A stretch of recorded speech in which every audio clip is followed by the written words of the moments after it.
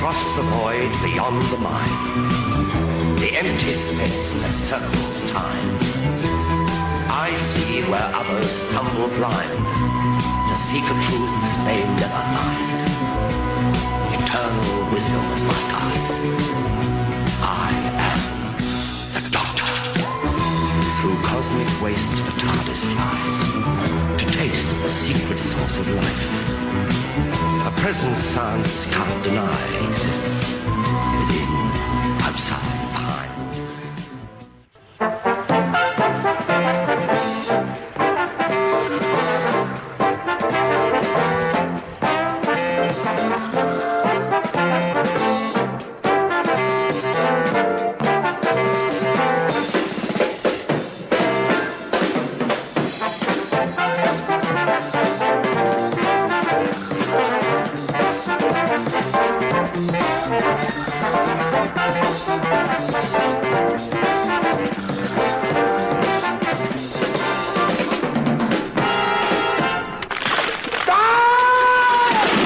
Hello and welcome to another 1000 subscriber special videos. In today's video I'll be talking about why I love Jon Pertwee in the Third Doctor, a video many people have asked me to do over the course of many years, and I'm finally getting around to doing it. Not because I just didn't want to do it, it's just because I wanted to find the right moment to do it, and I feel like this is the right moment to do it because it's part of my 1000 subscriber special, and the day this video goes up will hopefully be Jon Pertwee's birthday. So I think that this is a perfect tribute to the great man himself. Yeah, because this video to me is the most special and the most dearest video I will ever put out on YouTube, and the most personal I will ever get in front of a camera, because I'm going to talk to you about some very personal things that have happened in my life and why this man has helped me through those, because I have joked in the past that moon boots and dinner suits is a sort of Bible thing to me, and how much Jon Pertwee is very much a healing figure, and I'll talk about that later on within the video. And you'll get to understand why I'm such a Jon Pertwee fanatic and Third Doctor fan, because I don't put it on in front of the camera. It's not this thing what you just see, because I genuinely am obsessed with the Third Doctor and Jon Pertwee, and you'll get to know the history of where that all started within this video. So without further ado, let's start off at the beginning, where I first found. Right, so let's start off with the beginning. That seems logical. So where this obsession began. So if you talk to my family about Doctor Who, they will talk to you about two doctors. They'll talk to you about Jon Pertwee and David Tennant. So I guess they kind of had an influence there. And when we have sort of family dinner parties back in the day, the family would be over and there was nothing on TV, they'd say, go on, get a Jon Pertwee DVD, and we'd just watch Jon Pertwee. So we watched the Time Monster, that kind of thing, the Sea Devils. That's kind of how I fell in love with the Sea Devils, because as soon as I got the Beneath the Surface box set, the family was around and we just watched bits of a Sea Devil. Now you would think, me being a Doctor Who fan, I would have saw Jon Pertwee first in Doctor Who. You'd be wrong. My first introduction to Jon Pertwee was in this, and this is the first ever bit of Jon Pertwee merchandise I ever got, and that's this, a VHS of Wurzel Gummidge. Some people watching this probably won't even know what a video is. This is before DVD, so this shows how old I am, and very old. So I got this back in 2001, and my mum got me this because it was her favourite TV show as a kid, so she thought, well, you might like it. And yeah, Wurzel Gummidge to this day is one of my favourite shows. Even though it is considered a kids show, it's damn right creepy. It's damn right creepy, but it's such a beautiful and warm series. You can tell that John's absolutely love being Wurzel Gummidge. I think Wurzel's such a wonderful character. It's just absolutely beautiful. I think Wurzel Gummidge should never be touched. I think that this is very much Jon Pertwee's baby, and I think that Wurzel Gummidge should never be remade into a TV series. This is very much a one-off thing for me because it just feels wrong. But yeah, this video I'm surprised still works, because the amount of times we had to fix it because the tape kept on unravelling. We had to get a pencil and wind it back up again. I used to watch this religiously before I went to school, before when I got home from school, and I used to dance to the intro and sort of especially the credits. I used to do the little Wurzel Gummidge, little run to the field and all that kind of thing, and pretend I'm going back to Scatterbrook. the field in Scatterbrook at 10 Acre Field. I just love that, and that's one of my fondest memories. Just doing the and then just falling on the back One of my favourite Wurzel Gummidge episodes, and probably my favourite, is Moving On, and it's this on this VHS, and I guess that's why, because it's my first Wurzel Gummidge episode I watched, and it's Aunt Sally and Wurzel have taken over the farmhouse, and you can imagine the state of the house is in. It's an absolute tip, and poor old Wurzel, he's been the poor old servant as he is to Aunt Sally, and it's morning, a cockerel crows, Wurzel opens a window and just throws a slipper at a cockerel, and I just found that hilarious as a kid. It was an absolute hysterics. I just think Wurzel's just that show where I just can it's got some real great laugh out moments, and when my cockerel doesn't shut up outside, I often think about that scene in Wurzel Gummidge, and I just want to wang a slipper at it. It's just brilliant. And yeah, it's absolutely wonderful. And yeah, every time I got a Wurzel Gummidge VHS, we'd watch it as a family. It was very much a family thing, Wurzel Gummidge. When I got a VHS, people were like, "Oh, we're going to watch that with you," because they have family memories of Wurzel as well. And I think that's very much how it's rubbed off on me, that Jon Pertwee is very much in my family's blood, and it's very much a run off into me, and I've become this massive obsessed person with him. And so much so that one Christmas, I think it was either Christmas or one of my birthdays, my nan got me all of the Wurzel Gummidge on DVD, and I was so happy, and I just could begin the binge watching all over again and just watch all these Wurzel Gummidge episodes on DVD. Flash forward to 2006, the new series is in its second series and is becoming this big mainstream popular show. And me being me, I wanted to explore its back catalogue to look at the classic series. So I picked up this, Inferno, and it's quite odd because I got this back in 2006, like I said, and it was around the World Cup time when England, I think, were in one of the finals or whatever. So yeah, it's quite topical because the World Cup's happening right now. So yeah, brings back many memories watching this for the first time and watching the unit tapes. So yeah, what can I say about this? This is where it cemented that Jon Pertwee was going to be my Doctor. Just the opening shot when he first appears in this story, driving Bessie going rah rah rum ba. I love that. I was just like, yes, he is my Doctor. I love him. Driving a big yellow car, lovely, good old Bessie. And then when episode 3 come around, and that we had that epic shooting with John just driving around this sort of complex with people shooting at him and just jumping on him and him just going, hi, knocking him off. It's just absolutely brilliant. And I was just like, yeah, he's going to be my Doctor. And like I said in the 10th Doctor video, but people used to fight argue, I'm going to be the 10th Doctor, and I was in the playroom going, well, I'm the 3rd Doctor. And I did get into a little bit of trouble at school because I used to go, hi, and karate chop a few kids, but I was just like, I'm Jon Pertwee, don't you know? So yeah, but Inferno, I watched this story to death, and I probably know it word for word. It's one of those stories. Just because this was the first Jon Pertwee story, I just watched it over and over and over again, and this story terrified me. The Primods, they absolutely terrified me. I just thought they were scary. These green werewolves, they just terrified me. I think as well because the makeup's a little bit ropey, it makes them even more terrifying. So as an 8-year-old watching Inferno, I was at the right age because it was just absolutely terrifying. And yeah, it's a story I really appreciate, and a story I really holds dear to my heart. But BBC 4, I think it was BBC 4, it might have been UK TV Gold. My memory might just be very hazy.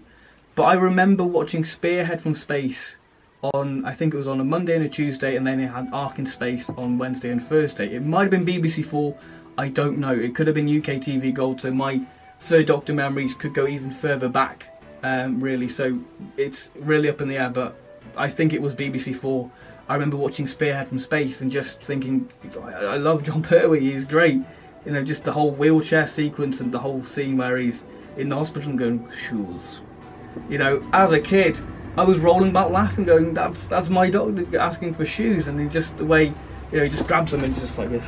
I just love that. I just think that he's such a wonderful Doctor, and as a kid, I was just in total awe, and I still am in awe with Jon Pertwee. He's just absolutely brilliant. And then Christmas 2006 rolled around, and what a Christmas that was. Getting loads of classic DVDs, and of course, I got loads of 3rd Doctor DVDs. I got Calls of Axos, Carnival of Monsters, The Three Doctors, The Green Death. I was in heaven.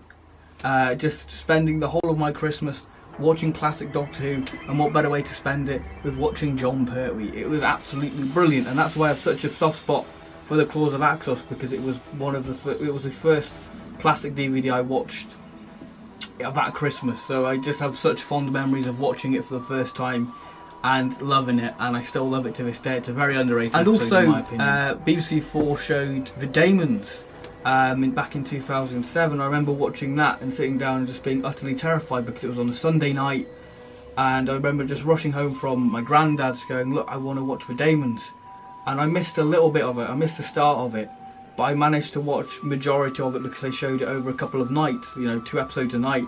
And yeah, it was so amazing to watch that. I wondered, why was it in black and white? Why was it a bit a bit fuzzy? But obviously it came clear when I did a bit of research when I was older. And obviously I fell in love with The Daemons. It was one of my favourite Third Doctor stories, and it's an absolute hoot. So 2009, so we've moved a few years onwards, and 2009 was a great year for me being a Third Doctor fan, because we had the Third Doctor figures. That was amazing, so I could have my own little Third Doctor adventures. That was brilliant. And I remember in the garden, I finished watching The Green Death probably for the millionth time, and I used to do the Green Death in the garden, because I had this little toy yellow tractor what I used to pedal along, and I used to pretend that was Bessie, and I used to recreate the Inferno shooting scene with just Bessie just driving around. So yeah, I used to pretend I was a Third Doctor. And then also we had the Dalek War box that released, which was amazing, with Frontier in Space and Planet of the Daleks. I remember just really wanting that box set. It was amazing, and I just couldn't find it anywhere. So I had a little hissy fit going, why can't I find it? I need new Third Doctor. And just remember getting it one Saturday and just literally watching Frontier and Planet. It was just an amazing weekend. That was just watching Frontier, in the space of a day, and then moving on to Planet of the Daleks on Sunday. It was amazing, brilliant weekend. And also in 2009, YouTube didn't have a very good copyright system, so there was a lot of classic episodes on YouTube, and I remember watching Day of the Daleks and Curse of Paladin, and naturally I gravitated to watching the Third Doctor story, so I saw majority of the Third Doctor era on YouTube before copyright became a big thing. 2011 now. And now this is where it gets very personal, because not only it was a sad year for Doctor Who fans, it was an incredibly sad year for me, because not only we lost Nicholas Courtney and Elizabeth Sladen. I remember getting Planet of the Spiders the day before she passed away. But 2011 in July, a couple of weeks before I started this channel, and this is going to explain how Pertwee Smith 11 kind of happened on YouTube, my parents split up. And obviously that's very devastating and just absolutely horrifying news, because everything what you knew about life and family life has gone. It's literally, the carpet had been swept under your feet and you're literally falling on your arse. You don't know where to turn to, because the whole family is divided and torn, so you don't know where to turn to. So you're stuck in the middle. And doing YouTube, that was one way of escaping that horror. But the main way I escaped it was turning to Jon Pertwee. And this is where it gets onto that sort of healing thing that he very much healed me. He made me forget about the problems what I was facing, the horror, what life was throwing at me. What do I do? Where do I turn? And Jon was very much that person where I took comfort, and he was very much the person I wanted to burst through that door and take me under his cloak wing, put me in his cloak and just pat me on the head and say, there, it's going to be all right. Because he is the Doctor you want when you're in a tight situation. You want that door to flung open and the flash of the red cape and just the hike, and then just sweep you under his wings and just take you on and drive you off in Bessie. And that's what I really wanted. I wanted him to sweep me away and just take me away from these problems, and he did. I used to watch his episode before I went to bed, and it was very much that comfort, very much like a warm blanket being put on me, just so I could forget about that and just be engrossed in the world what the Third Doctor was in. And 2011, I will say, was the year where Jon was firmly cemented as my Doctor. I loved him in 2006. I used to write essays of why he was my role model. But 2011, when I was like, there is something special between me and Jon, because he is this special figure. Because he is my family's Doctor, and I took refuge with that. And it took me back to happier times when my life wasn't as turmoil as it was back then. And even now, when I am sad, or I'm a bit depressed, or I'm just feeling really down in the dumps, you know, I turn to the DVD shelf and I don't see any other doctors. I only see the third Doctor. So for me, there's something incredibly comforting about Jon, and this is why I think he's so special, because he has that personal effect on me, really, that he helped me through some of the darkest times of my life, and he still does now, and long may he continue, because honestly, the way he has helped me through some of the most terrible times that have happened, he was very much the light shining, the beacon of hope for me. And this sort of explains why I'm very protective of the third Doctor and Jon Pertwee. You could say I'm very overprotective, because I don't like to see any negative words, because I know how much of an impact that man has had on me, and how much that man has shaped my life, whether it be the way I dress or whatever, because he very much taught me the dandy lifestyle, I guess, and to be flamboyant, and why I dress like I do. Because I don't like to hear anything bad said about the third Doctor, Jon Pertwee, because I take that to heart. I'm very, anything involving the third Doctor and Jon Pertwee, I do take personal. Just because I know he has, touched my life in such a brilliant way, and it just means that I'm, I am very protective, and this is what I mean when I talk about the third Doctor Adventures of Big Finish with Tim Treloar, that I know how Jon would deliver the lines, because I've watched many an interview with him, watched all his stories countless times, so I only want the best for the third Doctor. So when I praise a Big Finish story involving Tim Treloar and say, yeah, that's brilliant, that I genuinely mean that. So now on to the Doctor Who section, why I love the third Doctor. Not only is he my family's favourite Doctor, like I said, but me and my nan watched the documentary of Jon Pertwee on the Spearhead from Space Blu-ray, and watched a bit of Spearhead from Space with me.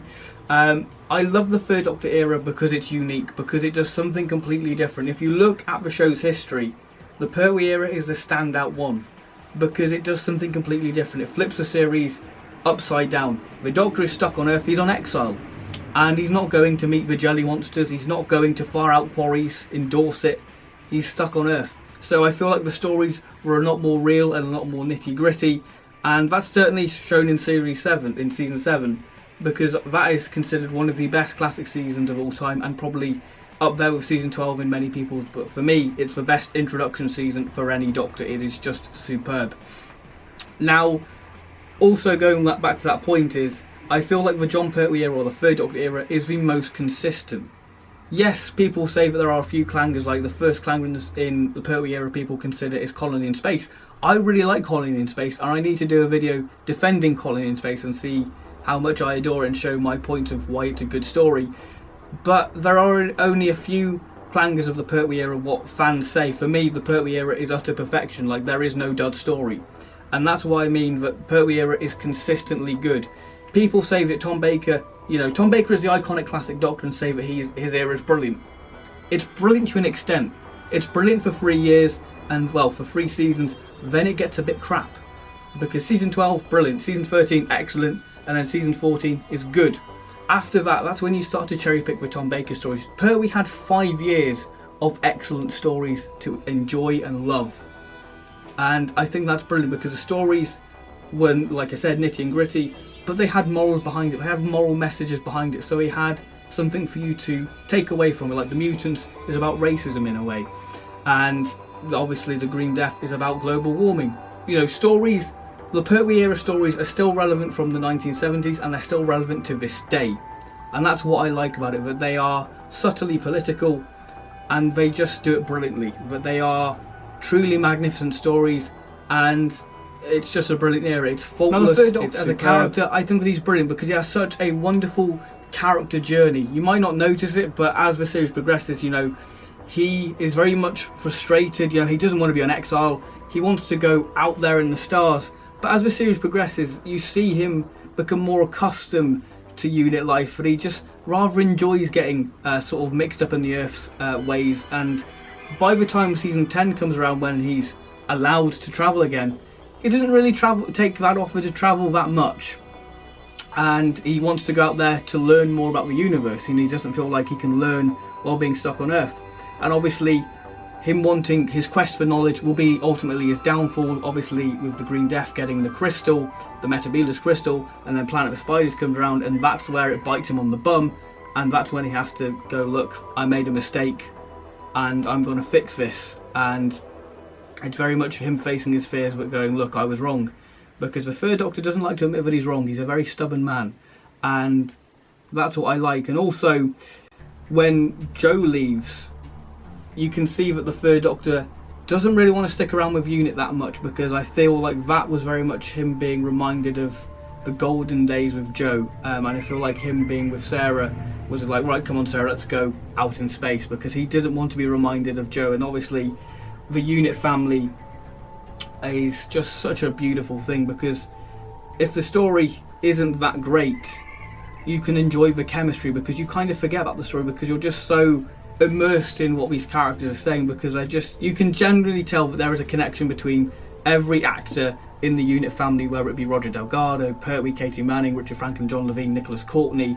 You know, you can tell that there is a really tight bond between those actors, and it really comes across on screen. And I think that's why I really enjoy it, because the chemistry between them, the performances are excellent, and the stories just all form to create this very perfect, harmonious series and make Doctor Who great. Because the Pertwee era saved Doctor Who, because stories like The Dominators were killing the show. If you look at season 6, this is the sort of time when Doctor Who was going, right, you've got a series to fix this. And this is why the Pertwee era is so successful, because the Pertwee era put the foundation for Tom Baker to grow and make that a success, but the Pertwee era made the show popular again. He made it rise and made it become this big thing again. Lay down the foundation for Tom Baker to come along and just make it rise even more, because without those foundations, without Jon Pertwee, Tom Baker would have probably crumbled, because without Jon Pertwee's strong foundations, we might not have had a good run with Tom Baker. So I feel like Jon Pertwee didn't have a hard job as Patrick Troughton, but he certainly had a tough time to bring the ratings back up. So the Third Doctor, I feel like, is a wonderful Doctor and a brilliant character. Right, on to the closing chapter of this video, and it might get a bit emotional, this bit, and it feels only right to talk about this. Moon boots and dinner suits, the item I treasure the most, my favourite item out of all of my collection. This is the thing I absolutely adore, because the day before I ordered this, I went to a convention called Unit Day. So basically, it was a celebration of the Third Doctor. It had all the Third Doctor crew what were alive there, which was amazing. And I ordered this on the Sunday, and this took a couple of days to arrive. And when I got it, you know, when I opened it up and I saw this Jon Pertwee's memorial thing. I know I keep showing this in every video, but it's incredibly special to me, and hopefully this video has shown how much this thing means to me and how much of a history and passion I have for Jon Pertwee as a man and an actor and as a doctor. You know, I'm not a deeply religious person, but I do take that very much as a sign from Jon going, look, thanks kid, thanks for thinking so highly of me. Because this is the thing, what it gets me, and it kind of makes me sad that I can never say thank you to the man. But I can never go up to him and say, look, thank you for everything what you've done, for helping me through some of the darkest days of my life, because you have been that light, you have been that beacon what had brought me home and brought many hours of happiness, and he still does to this day. You know, and I hope that one day I can go and meet the man, you know, and say thank you. It may not be for a while, but I just hope that I do get that chance to say thank you. And meeting Richard Franklin, Katie Manning and John Levine, you know, I may not be able to say thank you to the man in person, but I can say thank you to the people who worked with him, to the people who knew him best. And I take great comfort in that I can, you know, talk to how Jon has helped me, and them sharing some stories about Jon. It was brilliant. And just doing the interview with John Levine, that was one of the most brilliant moments of my life. Just him talking about how Jon was very much a father figure, and I'm not saying that Jon is a father figure to me, but he is a figure of healing and a role model and an idol for me. So to know that he brought that same comfort to John Levine and probably many other people as well is brilliant, because there's only one Jon Pertwee. There is only one Jon de Pertwee de Lairo and John Devon Rowland Pertwee. There's only one, and I absolutely love him to bits, you know, and just a man I will always cherish and always be my doctor and my role model. I don't know what else to say. Thank you very much for watching. I hope you have enjoyed it. I'm sorry if I got a little bit soppy at the end, and I hope I got my point across. To me, I just feel like I rambled about how much I adore this man and love him.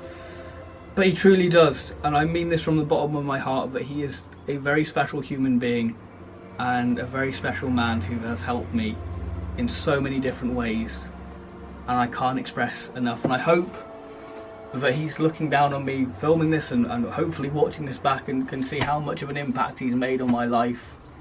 And I just want to say thank you, Jon. Thank you for everything what you've done and continue to do, because you are an absolute star and you're just brilliant. I love and adore you. Yeah, so thank you very much, Jon. And also thank you very much for watching this video. I'm just going to close it off now, so thank you very much. He crosses the void beyond the mind, the empty space that circles time.